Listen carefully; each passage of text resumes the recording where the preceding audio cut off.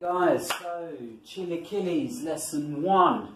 The first thing we need to do is to get some fresh tortillas, corn obviously, and chop them up. Now there are two main ways in which you can chop them, and those are strips or triangles, depending on preference and I guess family tradition. I'm going to show you both ways. Now you can also do it with scissors, you can also do it with a knife. I'm going to do it with a knife only because I haven't got scissors. So again, it's preference. I've got some nice fresh tortillas here, and I'm going to half them roughly. I've got loads, it's going to make a lot. Now the first way is strips, so you can just cut them lengthways like so. Not too thick, maybe about 1 centimetre, centimetre and a half, maybe even 2 centimetres thick, like so, and then all the way across. So we have nice, lovely strips for our chilaquiles. And what we're going to do is let them dry out. The reason being is that we want to get rid of that water for when we fry. So they fry and you don't get spitting and you get a crunchier tortilla. The other way obviously which you can do is triangles, and that is to do simply half, and then half. You could leave it big like that if you want, and half again like so. Triangles. And that's lesson number 1. Leave those overnight to dry out. I've actually got a mix now, and the good thing about a mix is that you have, when you come to fry, you have some that are crunchier than others and some that aren't as crunchy, so you get a mix in textures, and a lot of people like that. The downsides of that are maybe people would argue that it doesn't look as good if you have all the same bits, but it's up to you on how you do that, and that is Chilaquiles lesson 1. Okay guys, so what we have is Chilaquiles lesson 2. Now we've got to make the salsa verde, and we do that with your green tomatoes. Now you could put these on a plancha, and you could bake them in the oven. The point is that we need to char them to get them blackened, to change the sugar sort of content of them, to sweeten them up a bit, because they are very tart. Tart means acidic. So when you're doing this, you should know that you peel them like so, and then you put them in the pan like this. Now I'm going to do a few, and then I'm going to turn the video off, and we'll go to the next stage once I finish. But as you can see, I've got the pan on, and I'm just peeling them and putting them in as I'm going along. And I've already got the serrano chilies in there as well. I've got 2.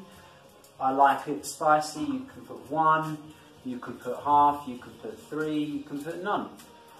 Everyone makes their salsa verde differently, but really the key is just having those tomatillos, those green tomatoes, which we don't have in Europe or England. So these for me are quite a privilege to have access to, because I just love the flavour. I think that tartness is, oh, it's just something else, and you just don't find it in England. So yeah, well done Mexico for doing green tomato. That sourness, that tang, it's just incredible. Anything green to me is brilliant. So there's a white one. I'll put it in anyway. I don't know what it's going to be like. So I'm going to do those and pause the video, and then we'll move on and see how we're getting on in a few minutes. These have been cooking for 5 minutes maybe, and they're getting nice and black on there, which means they're going to get a little bit sweeter for us. Now obviously it would depend how you like yours, but that to me seems fine. Now what we're going to do is just basically blend it all together. Now I do warn you, I don't have cilantro at this point in time, but what I will do in the morning when I finish this dish off is add some fresh cilantro to the sauce.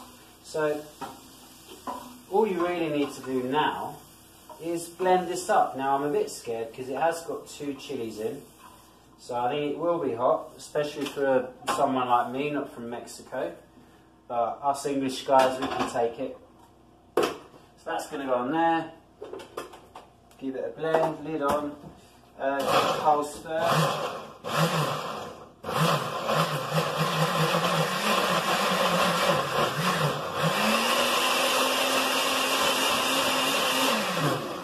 That will do. Actually kind of burnt my hand there. Tastes good though. See that steam? That's hotter than boiling water, so it's going to hurt. Well, it can go back in the pan. See how hot that pan got? Mental. And then what I've got here, guys, is some caldo de pollo. I'm just going to put that in there just to wash out any more tomato that I've got. Try and get all that in, and then all we need to do is simmer that down. Simmer meaning to boil, like what it's doing now. So that's going to reduce down and get nice and thick, and then that is our sauce for our chilaquiles. I'm going to turn it back on.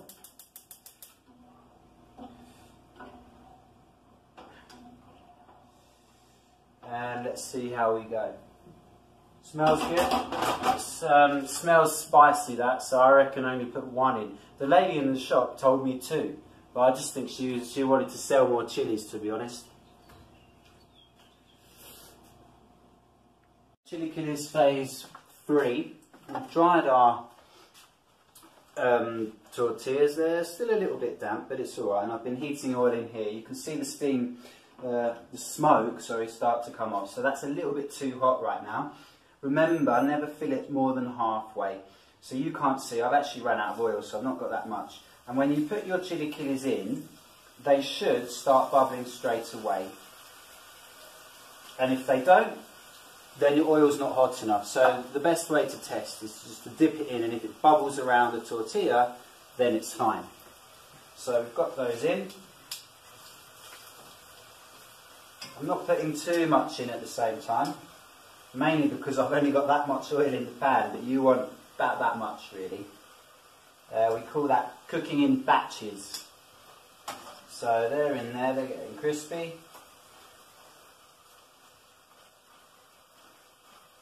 And they actually do go pretty quick. Now I'm trying to control the temperature. I don't want it to get too cool because then the tortillas will soak up too much oil, and I don't want it too hot because they'll burn.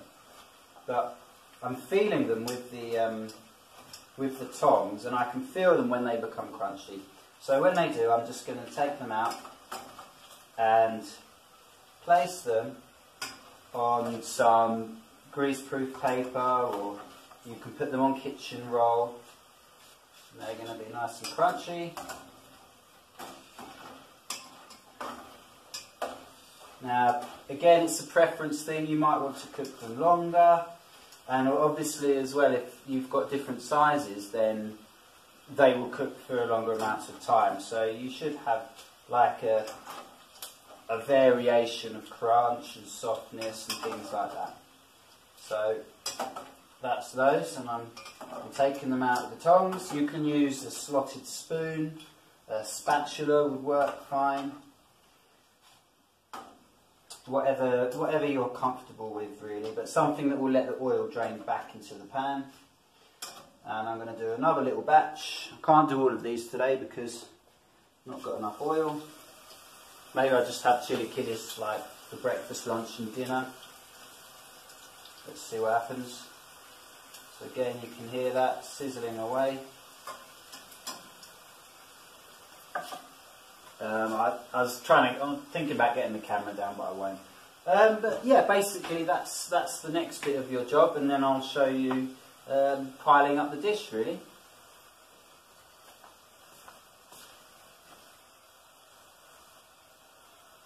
Guys, so I've got the sauce back on, it's just heating through. I'm just going to add some cilantro to that, or coriander, as we say in England.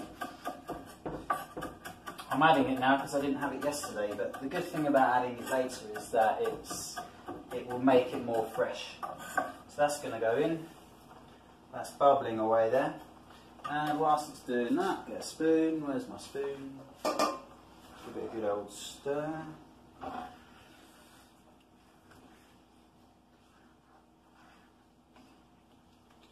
Look at that, lovely, and it's thickened up overnight as well. Now I've got this on as well. We're going to make, because I like my eggs, so I'm going to have 2 eggs for my chilaquiles. And there's 1. Didn't crack that very well, did I? Hopefully you'll do a better job. And there goes 2, and obviously the yolk has broke. Not cool. So those are frying away. And whilst they're frying away, guys, what we want is some panela to finish off. So I get my grater.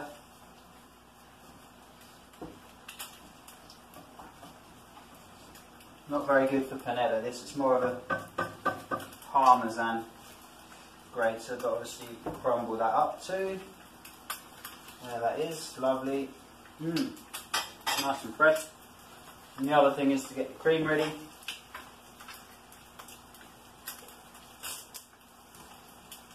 Maybe a crema. Turn that down. Those eggs are spitting, that's not good. That's because it's a bad pan. So that's ready, that's ready. These, see, some of these have not got nice and crunchy there. Just give that another stir.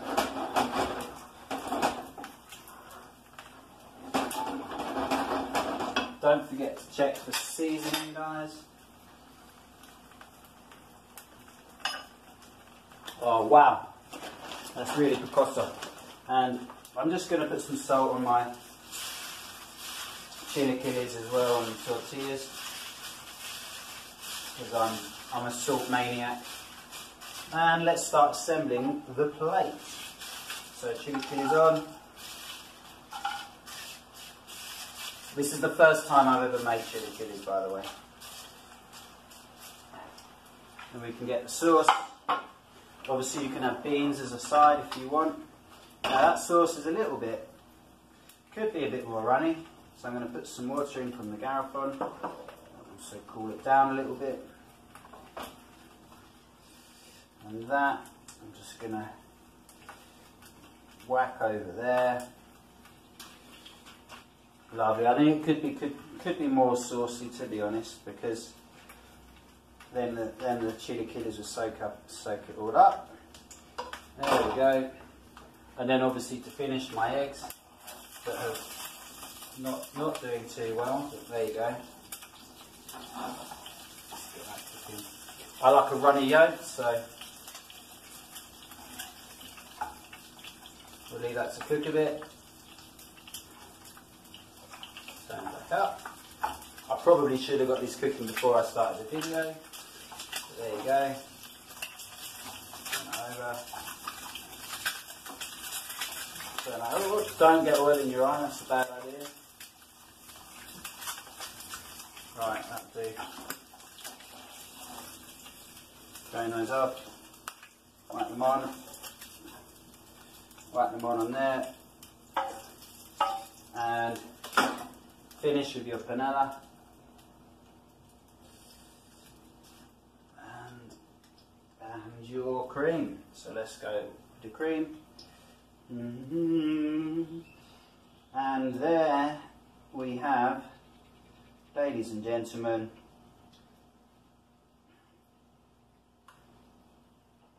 Mexican chilaquiles cooked by a British man. Good luck with doing that yourself.